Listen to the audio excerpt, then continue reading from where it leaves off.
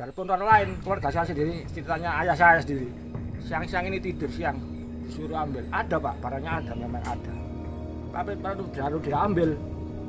Barang merah dari mana itu di lidahnya ular. Ayah saya lari.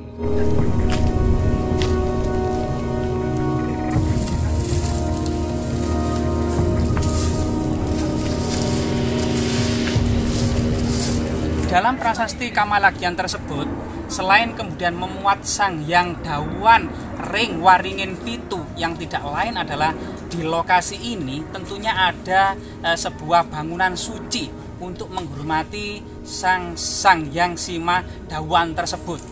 Dari segi kemudian temuan struktural, ternyata bangunan ini sangat luas, sekitar 200 x 200 meter.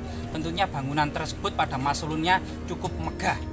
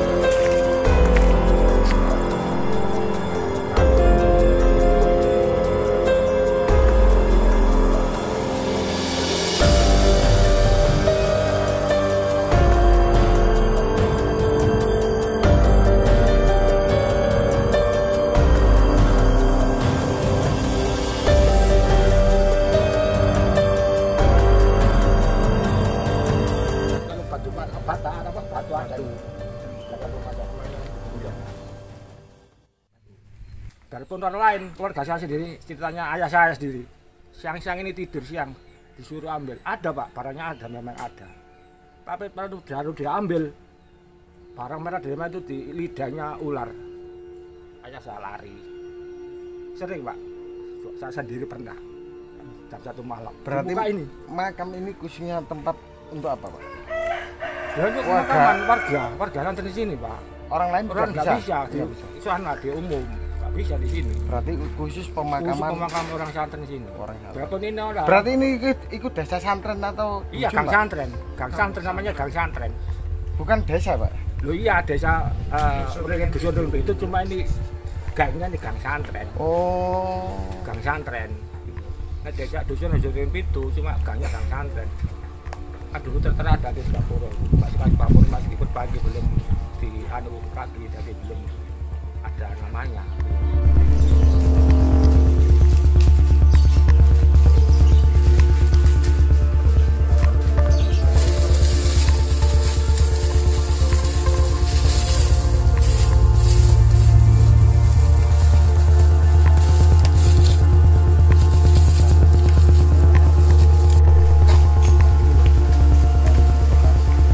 Nah, ini kayak agak melengkung gitu loh.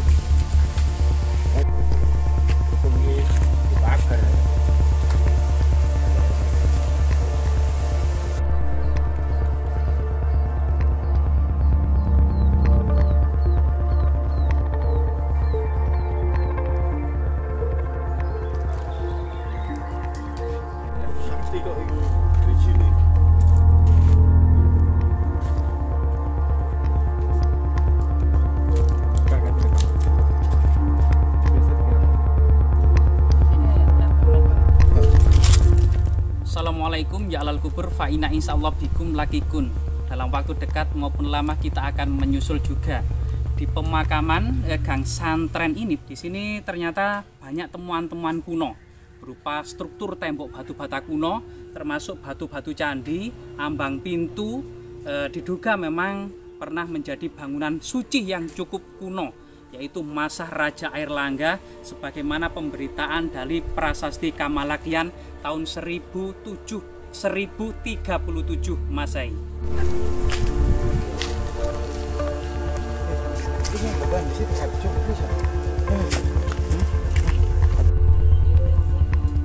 Itu Mas? Ini terakota yang ditemukan di lokasi ini. gerabak-gerabak kuno. Ya, biasanya itu memiliki kemiripan sama seperti yang ditemukan di situs Grogol. Kita akan mendapati struktur tembok kuno yang berada di Dusun Wringin Pitu, Desa Bakalan, Kecamatan Balungbendo, Sidoarjo, Jawa Timur. Tembok yang luar biasa sekali ini, kita mendapati ada spis dan batu bata yang terpotong-terpotong. Artinya memang tembok ini tertata ulang. Entah itu dahulunya memang ambruk kemudian ditata kembali. Tetapi struktur ini berdiri di atas struktur lama. Ya, struktur tembok ini dengan tanah yang ditinggikan ini sekitar 25 kali 15 meter. Di dalam tembok keliling yang kita survei tadi itu sekitar 200 kali 200 meter atau sekitar di area 4000 meter persegi. Nah, ini adalah temuan struktural. Sedangkan temuan artefaktual kita akan mendapati banyak pecahan tembikar atau terakota, kemudian batu bata kuno, termasuk kemudian batu-batu candi. Di sini kita tidak termasuk kemudian lumpang batu. Ada beberapa lumpang batu. Ini temuan artefaktual. Sedangkan kemudian kita tidak mendapati pinggiran candi, termasuk antefik-antefik kemuncak. Diduga memang ini bukan sebuah candi pada masa lalunya. Tetapi kemungkinan juga ini merupakan kompleks bangunan suci yang cukup besar, termasuk kemungkinan juga adalah sebuah keraton atau istana raja-raja daerah.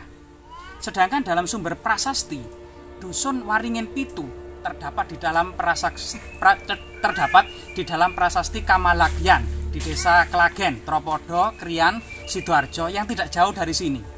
Di dalam prasasti Kamalagyan yang dikeluarkan oleh Sri Maharaja Airlangga ini pada tahun 959 Saka atau tahun 1037 Masehi. Ini kemudian titah dari Raja Airlangga ini diterima oleh Mahamantri Hino atau putra mahkota. Pada waktu itu ternyata putra mahkota adalah putri mahkota, yaitu Sri Sang Ramawijaya. Kemudian diterima oleh Rakyat Kanuruhan, yaitu Narotama. Kemudian prasasti ini menetapkan bahwasanya Airlangga telah mengatasi solusi banjir yang ada di daerah hulu, di daerah hilir dari Sungai Balungbendo. Nah, di situ kemudian terjadi banjir terus, maka masyarakat dan meminta Raja Airlangga menyelesaikan dengan membentuk Simadawan Ring Waringin Pitu, Simadawan Ring Tambak, dan Simadawan Ring Kamalagyan. Sehingga Sungai Balungbendo yang hulunya itu berada di Mojokerto, di Kecamatan Jetis, mengalir kemudian ke Tarik, Balungbendo, Krian sampai Terung dan selanjutnya ini, kemudian agar tidak meluap bagian hilirnya, kemudian dibuat saluran 3 tadi menuju ke utara sampai kemudian terhubung dengan sungai besar atau sungai Melirip. Ini kemudian solusi untuk mengatasi banjir, termasuk kemudian memajukan daerah pertanian di area sini.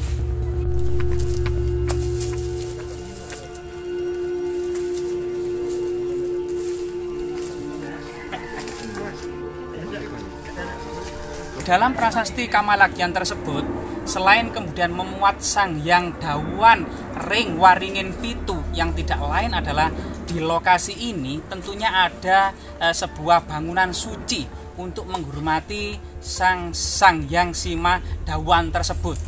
Dari segi kemudian temuan struktural, ternyata bangunan ini sangat luas, sekitar 200 kali 200 meter. Tentunya bangunan tersebut pada masa lalunya cukup megah. Termasuk kemudian di dalam prasasti Kamalagyan diuraikan tentang adanya bangunan suci Isana Bawana I Surapura. Artinya ada bangunan suci Isana Bawana, yaitu bangunan suci pada masa Empu Sendok yang disebut juga bernama Surapura. Kemungkinan juga di lokasi sekitar prasasti Klagen ini juga ada Candi Megah, peninggalan atau pendarmaan untuk menaruh abu jenazah keluarga dari Empu Sendok.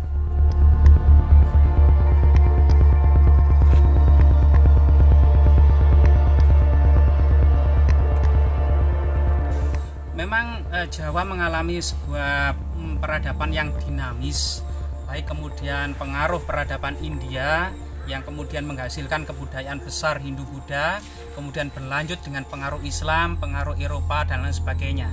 Bangunan struktur magis ini pun pada masa Islam dialihfungsikan untuk bangunan suci keagamaan, kemudian dirubah menjadi makam-makam para tetua desa, makam para wali atau para kiai, termasuk kemudian keluarga bangsawan daerah sini.